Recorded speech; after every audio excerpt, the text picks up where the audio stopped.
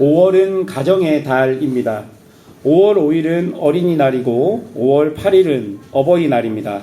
그리고 5월 15일은 스승의 날이자 성년의 날이며 5월 21일은 부부의 날입니다.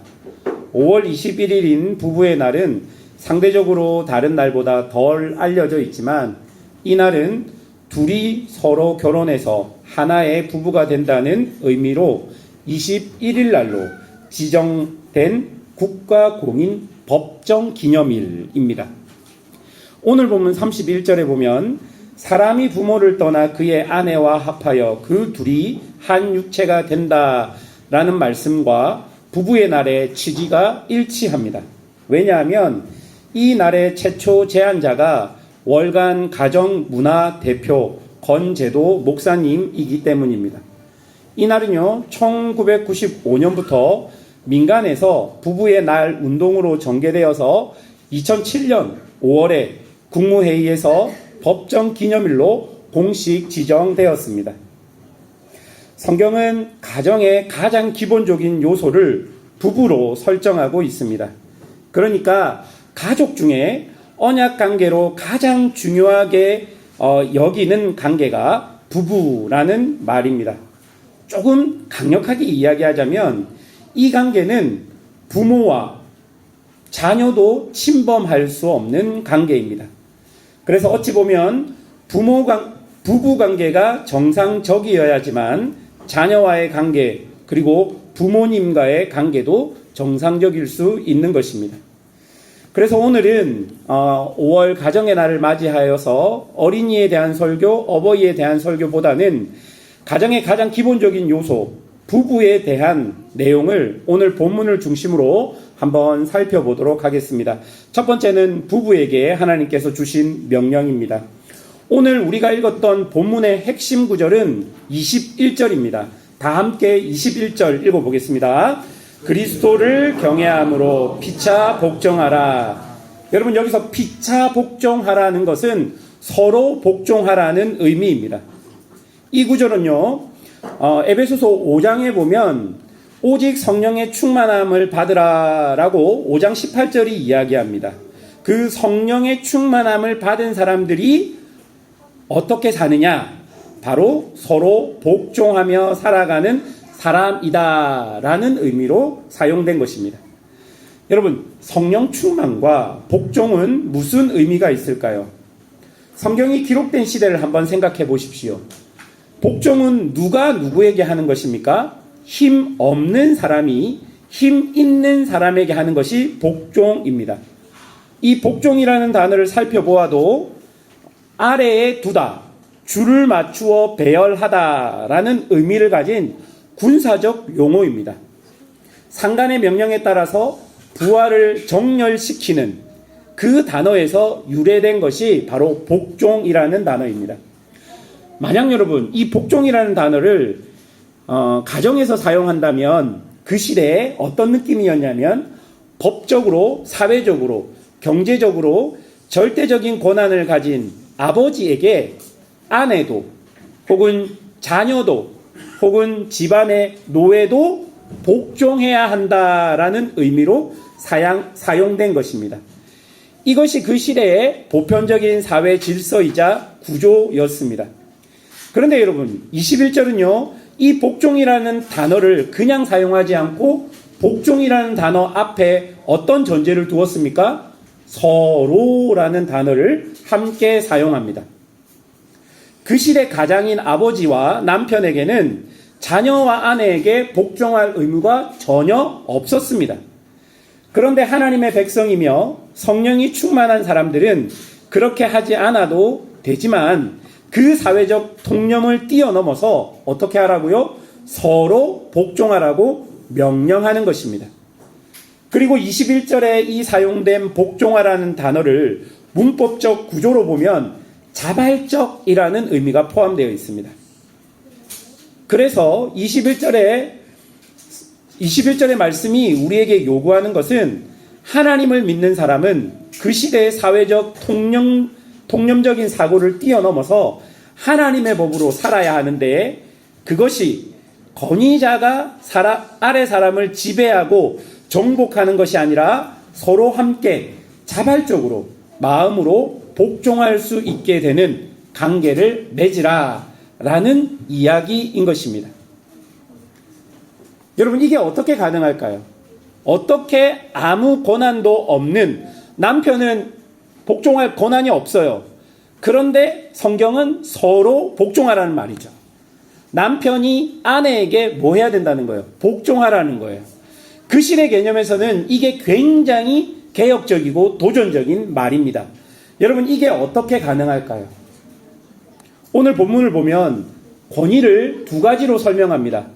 첫 번째 권위는 절대적인 권위, 두 번째 권위는 상대적인 권위로 구분합니다. 그 시대의 사회에서는 아버지와 남편은 어떤 권위자였냐면 절대적인 권위자였습니다. 그러니까 아버지와 남편이 곧 법이었습니다. 무엇이든지 가정에서 아버지와 남편이 결정하면 아내와 자녀들은 자신의 의견과 상관없이 따라야 했습니다. 여러분, 이러면 자발적인 복종이 되겠습니까? 안 되겠습니까? 잘 안 되죠. 그런데 바울이 생각하는 아버지와 남편의 권위는요, 상대적 권위였습니다. 여러분, 이 상대적 권위라는 것은 절대적인 권위자가 부여한 권위 안에서 절대적 권위자가 세운 법과 규칙 안에서 자신의 권위를 나타내는 것입니다. 여러분, 구분이 되십니까? 그 시대 사회에서 아버지는 절대적인 권위자였습니다. 그러나 교회에서는 하나님을 믿는 사람에게 아버지는 절대적인 권위자가 아니라 그 아버지는 어떤 권위자였다고요? 상대적 권위자였습니다. 그러면 절대적인 권위자는 누굽니까? 하나님이죠. 그래서 아버지는 절대적인 권위자인 하나님이 주신 권위를 가지고 그 가정 안에서 서로 복종해야 한다는 것입니다. 그럼 여러분, 이런 상대적 권위를 받은 사람들은 자신의 권위의 한계와 범위를 어디에 두어야 합니까? 절대적 권위자이신 하나님의 법 안에 두어야 하는 것이죠.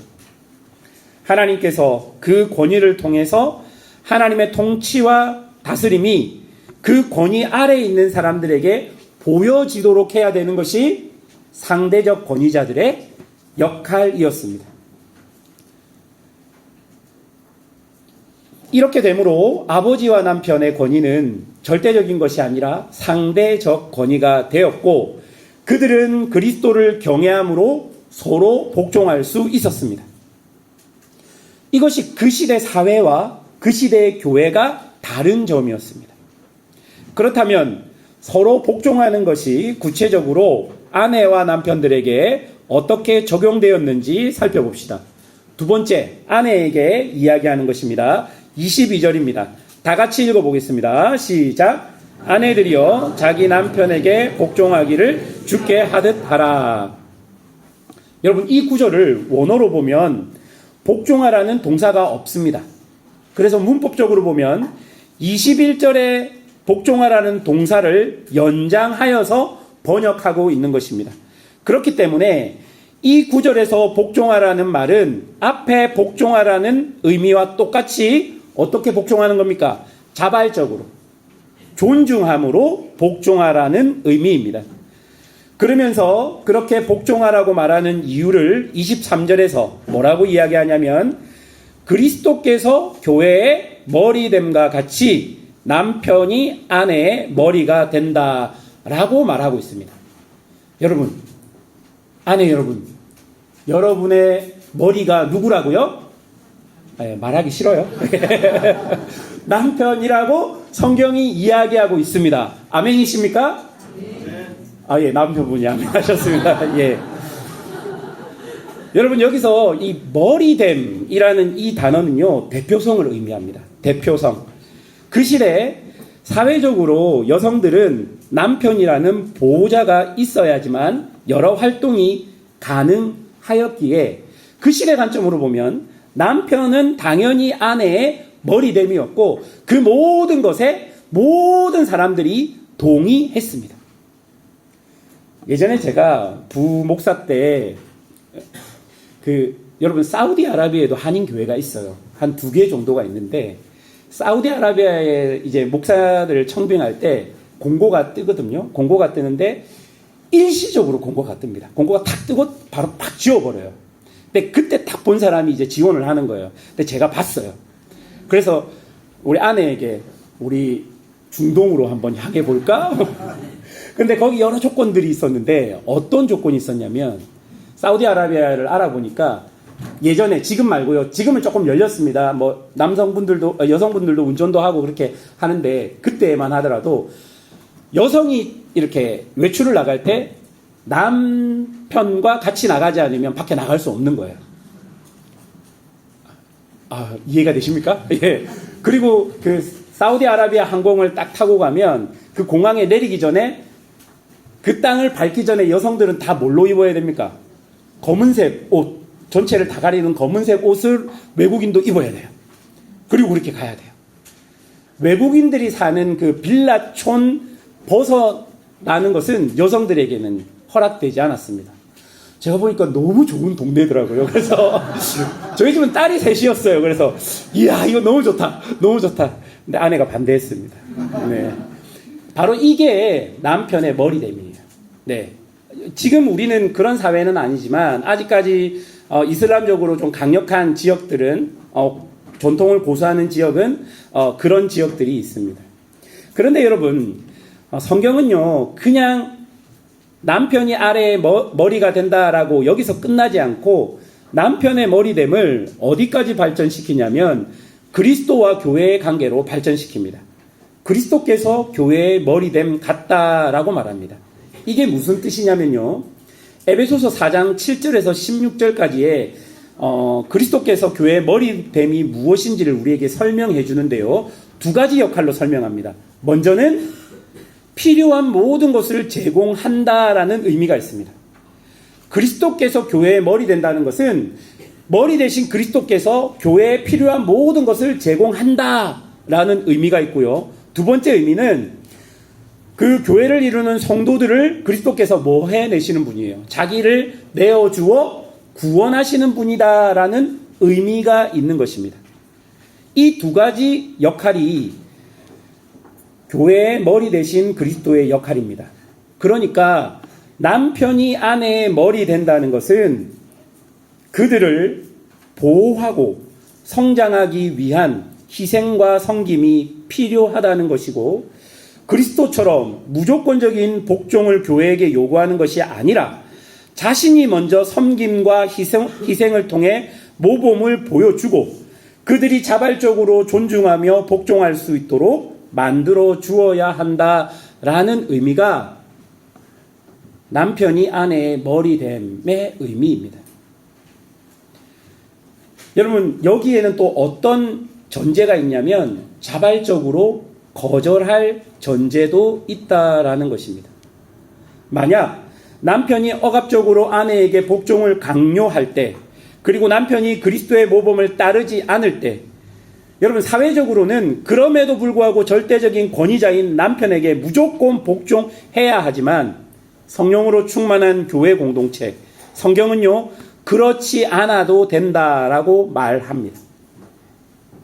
제가 말씀을 준비하면서 느낀 것은 이건 아내에 대한 권면이 아니라 오히려 남편에 대한 올바른 권위를 사용하라는 권면처럼 들렸습니다. 아내에게 복종하라고 이야기했지만 결국 권한을 가진 남편이 아내가 복종할 수 있도록 그들의 필요를 채워주고 섬김으로 먼저 모범을 보여서 그리스도께서 교회를 위해서 자기의 몸을 내어준 것 같이 그렇게 아내들에게 그렇게 행하라라는 이야기로 들었습니다. 그런데 여러분 그 시대는 당연히 그럴 수밖에 없습니다. 왜냐하면 모든 권한을 누가 가졌기 때문이에요? 남편이 가졌기 때문입니다. 그런데 여러분 현재는 좀 다를 수 있습니다. 그러니까 적당하고 올바른 신앙 안에서 남편이 여러분들에게 무엇인가를 요구할 수 있습니다. 그리고 가정에 대한 보호와 책임들을 남편이 충분히 감당하고 있다면 아내 여러분들은 기쁜 마음으로 자발적인 마음으로 남편에게 복종해야 합니다. 남편의 수고를 상대적인 비교로 무시하거나 남편의 정당한 요구를 거부하는 것, 또한 남편을 기본적인 존중과 사랑이 없이 그렇게 대하는 것, 여러분 그것은 심각하게 하나님의 말씀을 어기는 것입니다. 여러분 잘 알다시피 남자로 가장으로 이 땅을 살아가는 것이 결코 쉽지 않습니다. 여러분 특별히 해외는 조금 더 그런 것 같아요. 물론 아내와 자녀들도 쉽지 않을 것입니다. 그러나 많은 부분에서 그 노력을 인정받지 못하는 그룹이 사실은 이 남편 그룹일 수 있다라고 생각합니다.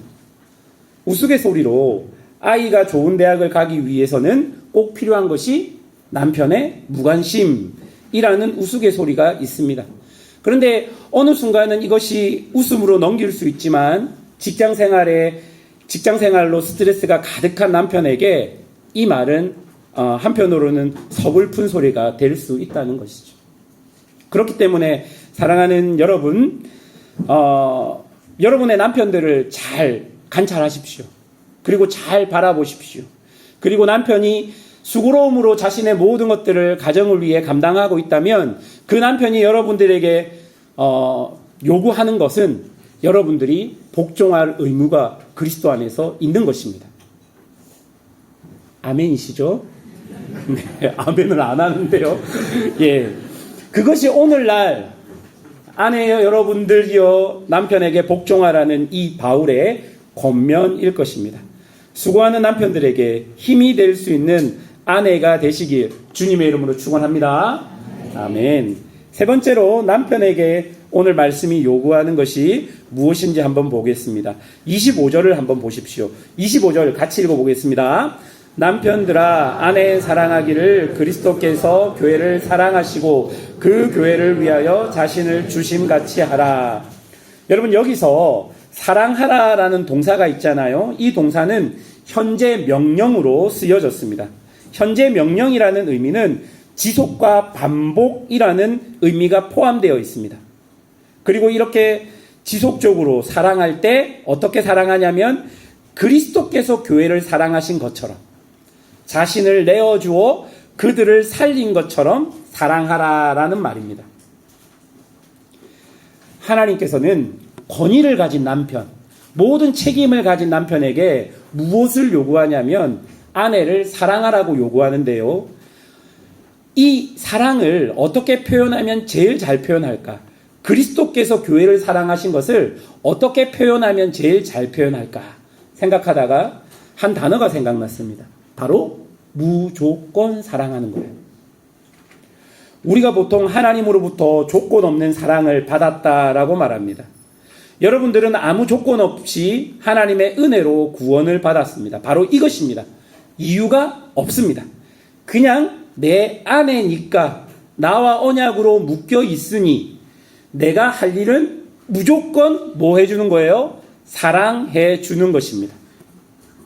그러면서 바울은 26절부터 30절까지 그 사랑이 무엇인지를 우리에게 설명해 주고 있습니다. 제가 이 26절에서 30절까지를 읽으면서 저의 어릴 때 모습이 조금 생각났습니다. 몇 살 때인지는 잘 기억나지 않지만 동네에서 아이들과 한참 놀고 있었습니다. 보통 흙바닥에서 땅 따먹기를 하든지 아니면 돌멩이를 두고 비석 맞추기 이런 것들을 하고 놀았던 것 같습니다. 그렇게 놀고 있는데 어머니가 집으로 불렀습니다. 이제 이름을 부르며 오라고 해서 집에 가니까 어디 외출할 일이 있었나 봅니다.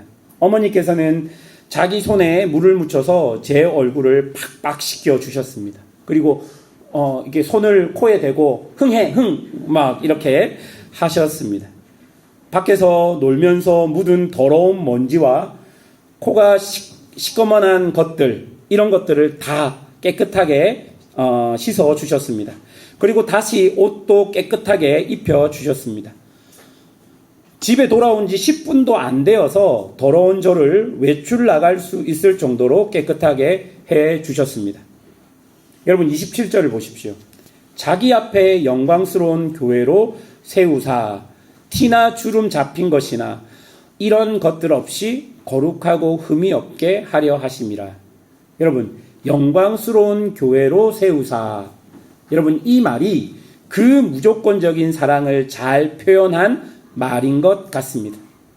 아무 자격 없는 우리를 물로 씻어 말씀으로 깨끗하게 거룩하게 하셔서 영광스러운 교회로 세우신다는 것입니다. 여러분, 이 말은 하나님이 그 사랑으로 우리를 책임져 주신다라는 말이 아닐까 생각합니다. 남편들에게 요구하는 사랑이 이런 사랑일 것입니다. 그 시대를 보면 남편은 언제나 아내를 버릴 수 있었습니다. 제가 자료들을 찾아보니까 남편이 이혼을 요구할 수 있는 조건은 남편이 그냥 이야기하면 되는 거예요. 제가 자료를 좀 찾아보니까 불임, 외모, 성격, 종교 등등 정말 남편이 이유만 되면 바로 이혼할 수밖에 없었던 시대가 그 시대였습니다. 물론 여성들에게도 이혼권이 있었지만 여성이 이혼한다는 것은 자신이 가지고 있는 모든 권한을 내려놓는 것이기에 늘 아내들에게는 어떤 불안이 있었냐면 이혼당할지 모른다라는 불안에, 그 불안에 아내들이 갇혀 살았던 것 같습니다. 그런데 그 시대 교회는 남편들에게 뭘 요구합니까? 무조건적인 사랑을 요구하면서 그리스도께서 교회를 끝까지 책임지신 것처럼 그렇게 아내들을 끝까지 책임지고 사랑하라고 요구한 것입니다. 그리고 28절에 보면 아내를 자기 자신같이 사랑하라고 말합니다. 또한 31절에 보면 한 육체라고 말하면서 그 시대 남편들이 가지고 있었던 이혼권을 제한하고 있는 것을 볼 수 있는 것이죠. 여기 앉아 계신 모든 남편 여러분, 아내를 내 자신같이 사랑하셔야 합니다. 여러분들이 가지고 있는 모든 권한을 사용하여서 여러분의 아내를 책임지고 여러분의 아내가 자발적으로 여러분을 존중하며 복종할 수 있도록 여러분이 그렇게 아내를 사랑하셔야 합니다. 옛날에 결혼식에 레파토리로 나왔던 검은 머리가 팥뿌리가 될 때까지 그렇게 아내들을 사랑하고 존중하셔야 합니다. 아직까지 많이 이렇게 정리가 되었지만 아직까지 사실 남성분들이 여러 권한들을 더 많이 가지고 있습니다. 그래서 남성들에게 책임이 더 많을 수 있겠다 싶습니다. 물론 가정별로 그리고 상황별로 다를 수 있지만 힘 있는 자가 약한 자들을 보듬는 것이 성경의 가르침이라면 남편으로서 아내와 자녀들을 무조건적으로 책임지고 사랑하고 그리고 보듬어 줘야 할 의무가 우리에게 있는 것입니다. 무엇을 잘해서 내 마음에 들어서가 아니라 그들을 그냥 내 아내니까 내 자녀니까 그들의 존재로 그들을 사랑하는 것이 그리스도께서 교회를 사랑하는 모습인 것을 알아야 합니다. 말씀을 맺겠습니다. 성경은 가장 기초되는 가정의 가장 기초되는 요소를 부부로 설정합니다. 그리고 가정의 여러 관계들 중에서 하나님께서 특별히 언약으로 맺어주신 관계를 부부라고 말합니다. 이 언약 관계는 어떤 관계보다 우선되어야 합니다. 여러분, 부부 관계가 건강해야 자녀와의 관계도 부모님과의 관계도 건강할 수 있는 것입니다. 우리가 오늘 본문을 통해 살펴본 것처럼 성령이 충만한 삶은 권위와 복종의 관계를 지배와 굴종으로 이해하지 않고 서로가 자발적으로 사랑하고 섬김을 통해서 만들어가는 것임을 기억해야 할 것입니다. 특별히 오늘 아내들에게 요구한 것처럼 남편들에게 자발적으로 복종할 것 기억하시고 또한 남편에게는 그리스도께서 교회를 위해서 자신을 내어준 것처럼 무조건적으로 아내를 사랑하라 한 것을 기억하십시오. 여러분, 하나님을 믿는 백성들은 이 땅의 사회적인 통념, 전통적인 가치관을 뛰어넘어 하나님의 말씀으로 세워져야 하고 살아가야 하는 것입니다. 세상은 권위와 힘으로 지배받지만 성경은 사랑과 섬김과 책임으로 그 권위를 규정하고 있다는 것을 기억하십시오. 사랑하는 성도 여러분, 그리고 남편 여러분, 아내들을 무조건 사랑하십시오. 그리고 아내 여러분, 여러분들이 존중과 그리고 여러분들의 사랑하는 마음으로 남편들에게 복종하십시오. 그렇다면 하나님께서 원하시는 성경에서 말하는 복된 가정이 우리의 가정이 될 것이고 그로 인해서 여러분의 자녀들이 든든하게 서가게 될 것입니다. 그런 은혜가 있는 가정이 되시기를 주님의 이름으로 축원합니다. 기도하겠습니다.